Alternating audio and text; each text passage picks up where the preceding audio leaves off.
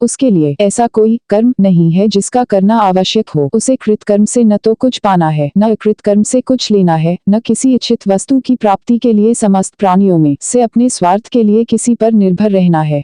तुम इस यज्ञ से देवताओं को संतुष्ट करो और वे देवता तुम्हें संतुष्ट करते रहें। इस प्रकार एक दूसरे को संतुष्ट करते हुए परम कल्याण को प्राप्त हो। देवता कितने हैं देखिए, क्योंकि यज्ञ से संतुष्ट होकर देवता लोग तुम्हारे इच्छित सब भोग तुम्हें प्रदान करेंगे। उन्हीं का दिया हुआ उन्हें वापस न देकर जो स्वयं उपभोग करता है वह सचमुच चोर है। यज्ञ करने के बाद शेष बचे हुए भाग को ग्रहण करने वाले सज्जन सब पापों से मुक्त हो जाते हैं, पर यज्ञ न करके केवल जो अपने लिए ही अन्न पकाते हैं वे पापी लोग पाप का भक्षण करते हैं। 12वें श्लोक में स्पष्ट किया गया है कि जो कुछ देवताओं प्राकृतिक शक्तियों ने तुम्हें दिया है उसको वापस न लौटाकर स्वयं के उपभोग में लाओगे तो वह चोरी है। यज्ञ से तात्पर्य केवल हवन आदि से ही नहीं है। क्षेत्र से अन्न उपजाकर यदि खाद के रूप में उसे न लौटाओगे तो यह चोरी है। 11वें श्लोक में जो कुछ मनुष्यों और देवों प्राकृतिक शक्तियों में आदान प्रदान कर एक दूसरे को संतुष्ट करने की बात कही गई है उसी का यह विस्तार है। 13वें श्लोक में यह बताया गया है जो कुछ तुम्हें प्राप्त हुआ है उसको समाज और परिवार के अन्य सदस्यों को प्राणियों को तृप्त कर स्वयं उपभोग करो। जो स्वयं ही अपने लिए पकाता है उपभोग करता है वह पापी है। उसमें कहा गया है नार्यमनन पुष्यति नो सखायन केवलाघो भवति केवलादि, अर्थात जो मनुष्य यमा स्वामी अथवा सखा का पोषण नहीं करता अकेला ही भोजन करता है उसे केवल पाप खाने वाला समझना चाहिए। मनुस्मृति में भी इसी प्रकार का एक श्लोक है। अघन स केवलन भुंक्ते यह पचित्यात्म कारणात् यज्ञ शिष्टाशनन हे तत्सतामन्नन विधीयते। यज्ञ आदि कर्म केवल तिल चावल और घी को आग में आहुति के लिए ही नहीं वरन जगत के भरण पोषण के लिए आवश्यक है।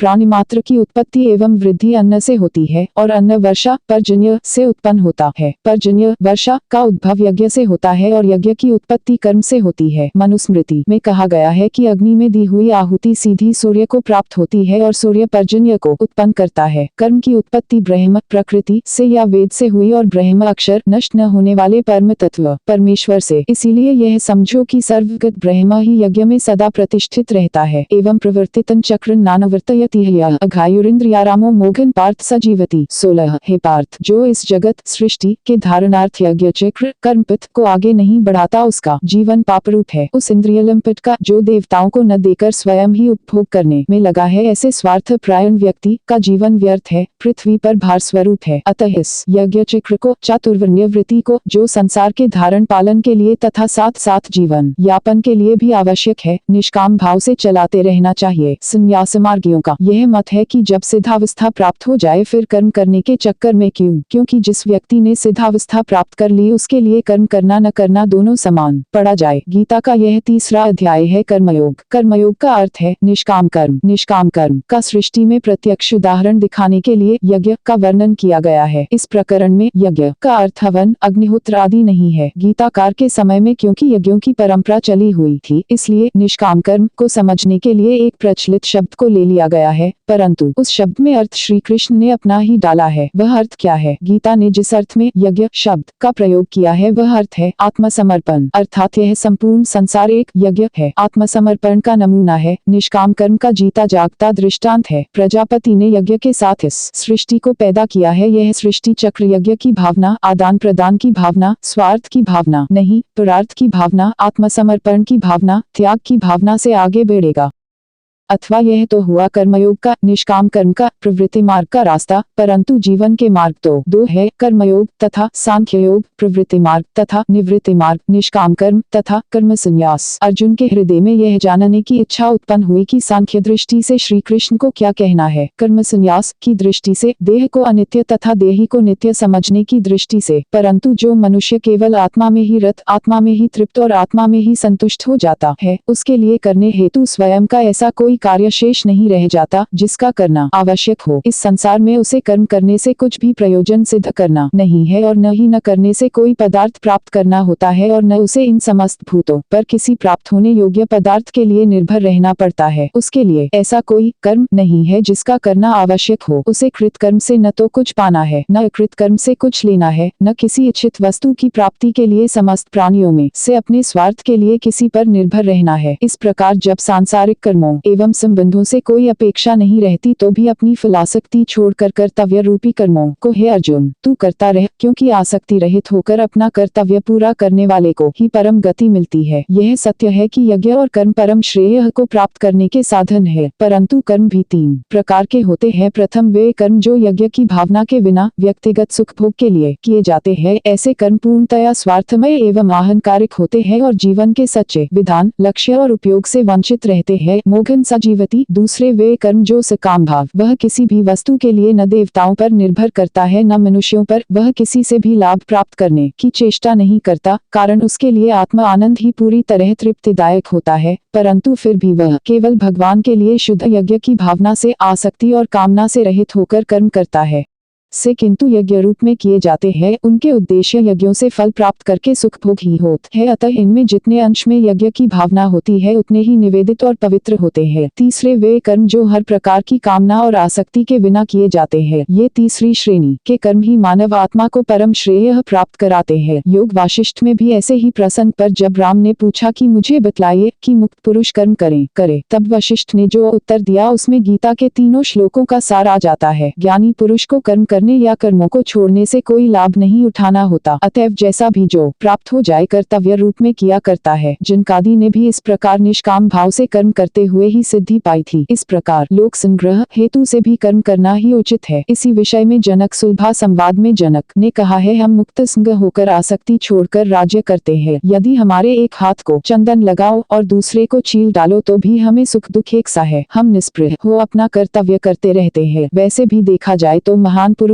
ने संन्यास लेने के पश्चात लोक संग्राहक कर्म में साधारण गृहस्थ से भी अधिक योगदान दिया। स्वयं शंकराचार्य, महर्षि दयानंद सरस्वती, समर्थ गुरु स्वामी रामदास आदि ने संन्यास भले हो ग्रहण किया हो, पर लोक संग्राहक कर्मों से क्या हाथ खींच लिया। नंबर 1, जनसाधारण को संग्रहित संगठित रखने के लिए। नंबर 2, ध्यान रहे यहाँ किसी विशाल नैतिक और बौद्धिक परोपकारवाद के सिद्धांत का वर्णन नहीं है। यहाँ से ईश्वर के साथ और जो ईश्वर में निवास करते हैं और जिनमें वह निवास करता है उन प्राणियों के इस विश्व के साथ आध्यात्मिक एकता के सिद्धांत का प्रतिपादन है। यहाँ गीता कोई ऐसा आदेश नहीं की है कि जो व्यक्ति को समाज और मानव जाति के अधीन कर देना हो अथवा मानव समूह को वेद अहंभाव की बलि चढ़ाना हो। यहाँ आदेश अपने अहंकार को समस्त प्राणियों के आत्मा भगवान का एकमात्र सद्विवेदी पर व्यक्ति चढ़ाने का और इस प्रकार व्यक्ति को ईश्वर में परिपूर्ण करने।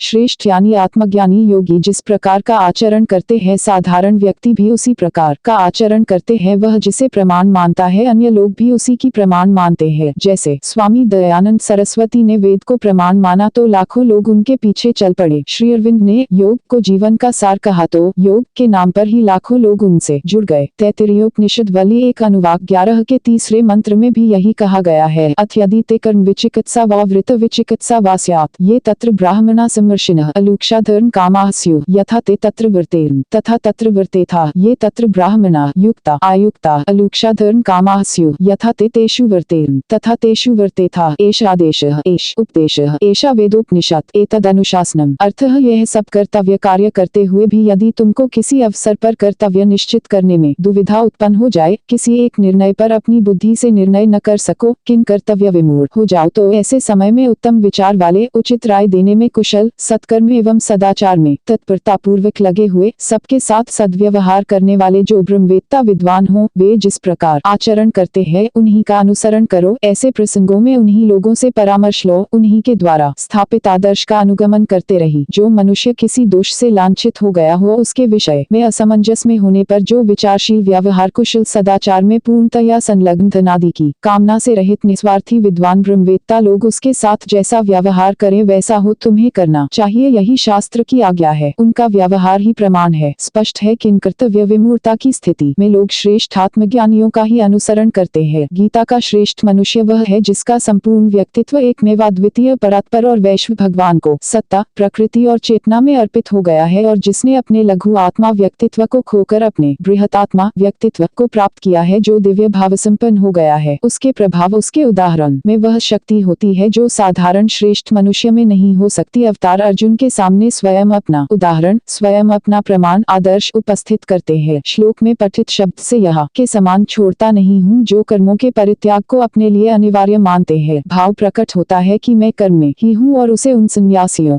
हे पार्थ, देखो इस त्रिभुवन तीनों लोकों में मेरा कुछ भी कर्तव्य शेष नहीं रहा है, मुझे कोई भी वस्तु प्राप्त करने को नहीं रह गई है, फिर भी मैं कर्म करता ही रहता हूँ। स्थित प्रज्ञ एवं ब्रह्मज्ञानी के लिए कोई भी कर्म आवश्यक नहीं, तो भी उसे कर्म करते ही रहना चाहिए, क्योंकि यदि मैं आलस्य छोड़कर कर्म न करूँ तो हे पार्थ, सभी लोग मेरा अनुसरण कर कर्म करना ही छोड़ देंगे। भगवान ने मुक्त मनुष्य के लिए जो स्वयं अपना उदाहरण रखा है वह गहरा अर्थ रखता है, कारण यह गीता का दिव्य कर्मों के विषय में जो सिद्धांत है उनके संपूर्ण आधार को प्रकट कर देता है। मुक्त मनुष्य वह है जिसने अपने आप को दिव्य प्रकृति में उठा लिया हो और उस दिव्य प्रकृति के अनुसार अपने समस्त कर्म करता हो। यद्यपि किसी व्यक्ति विशेष की भूल, चाहे वह दिव्य मनुष्यत्व के समीप ही क्यों न पहुंचा हुआ हो, संपूर्ण मानव जाति को नष्ट नहीं कर सकती, किंतु वह एक ऐसा व्यापक संभ्रम उत्पन्न कर सकती है जो कि अपने स्वभाव से मानव जीवन के मूल तत्व का विनाश करने वाला हो और उसकी प्रगति के सुस्थिर मार्ग में बाधा डाल दे। जो मैं कर्म न करूं तो यह यज्ञ चक्र जिससे सृष्टि का व्यवहार चलता है वह बंद होने से ये सारे लोग नष्ट हो जाएंगे। मैं सब सिद्धांतों का घालमेल करके मतिभ्रम पैदा करने वाला हो जाऊंगा और सब प्रजाजनों के नाश का कारण बनूंगा। इसलिए हे अर्जुन, ज्ञान प्राप्त हो जाने के बाद भी ज्ञानी को अपने कर्तव्य कर्म करते रहना आवश्यक है। हे अर्जुन, लोक संग्रह की इच्छा रखने वाले ज्ञानी जन को कर्म में फिलाशा छोड़कर उसी प्रकार व्यवहार करना चाहिए जिस प्रकार कर्म में आसक्त अज्ञानी लोग करते हैं। ज्ञानी मनुष्य एक सुदूरवर्ती दिव्य आदर्श लक्ष्य की ओर गति कर रहे हैं। इन्हें श्रेष्ठ मनुष्य के प्रकाश, बल, नियम और उदाहरण से, उसके दृश्य आदर्श और अदृश्य प्रभाव से उसकी प्रगति के पथ में एक साथ बनाए रखना चाहिए। उन्हें बुद्धि के मोह, संभ्रम और असंगति में गिरने से बचाना चाहिए, अन्यथा ये उन्हें विनाश के मुख में ले जाएंगे।